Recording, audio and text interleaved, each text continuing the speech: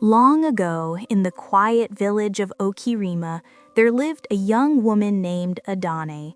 She was 25 years old, graceful as the moon on a clear night, and known for her kindness to children and elders alike. But her beauty and gentleness could not shield her from the fate that awaited the people of Okirima.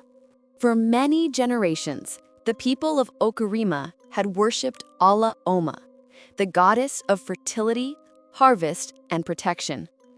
Every planting season, they offered yams, palm wine, and white fowls at her sacred grove. In return, their lands yielded abundance, their women bore healthy children, and their warriors returned victorious from battle. But as the years passed, greed and forgetfulness crept into the hearts of the villagers. The elders grew careless, the youths mocked the old ways, and the shrine of Alla Oma fell silent. No sacrifices were offered, no songs were sung, and no libations were poured. The goddess grew angry. One moonless night, when the air was heavy and the crickets fell silent, Adannne walked to the stream to fetch water. As she bent over the waters, a strange reflection looked back at her. Not her gentle face, but a visage with blazing eyes like burning coal. A cold wind swept across the water, and before she could cry out, a voice thundered in her ears. "Adannne, daughter of Okirima, I am Alla Oma, whom your people have forgotten. Through you I shall remind them of their debt." Adannne fell into a trance. The next morning, when she returned to the village, her voice was no longer her own. When she spoke, it echoed like thunder across the land. The children fled in fear, the elders trembled, and the warriors dropped their spears. "You have abandoned me," the goddess spoke through Adannne, her eyes glowing.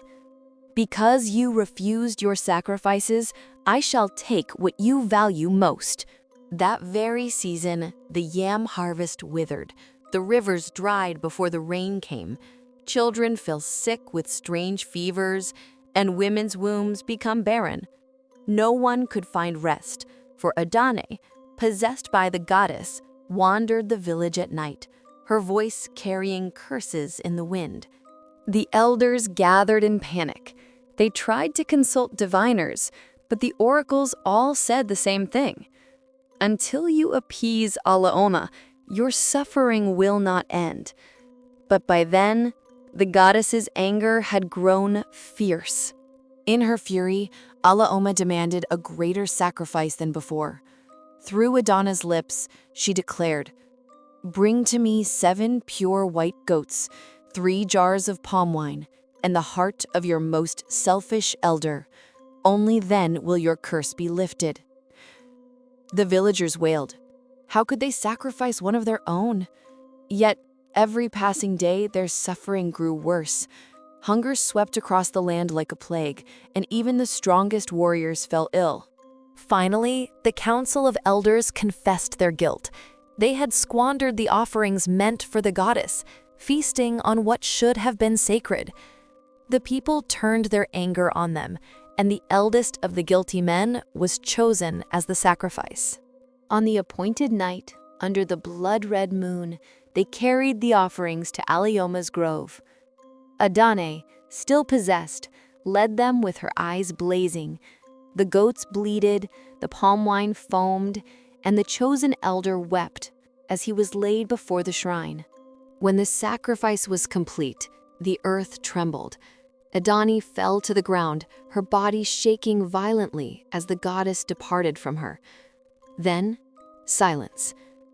When she awoke, she was herself again, weak, frightened, and unaware of what had happened. The next morning, rain poured for 3 days without stopping. The rivers flowed again, the yam vines sprouted, and laughter returned to the land. From that day, the people of Okirima never forgot their sacrifices.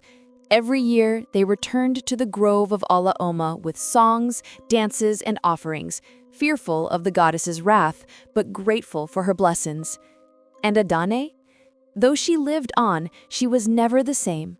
The villagers called her Nuanyi-chi, the woman of the goddess, for her life was forever tied to the spirit that once dwelled in her. Moral of the tale: a community that forgets its roots will bring ruin upon itself.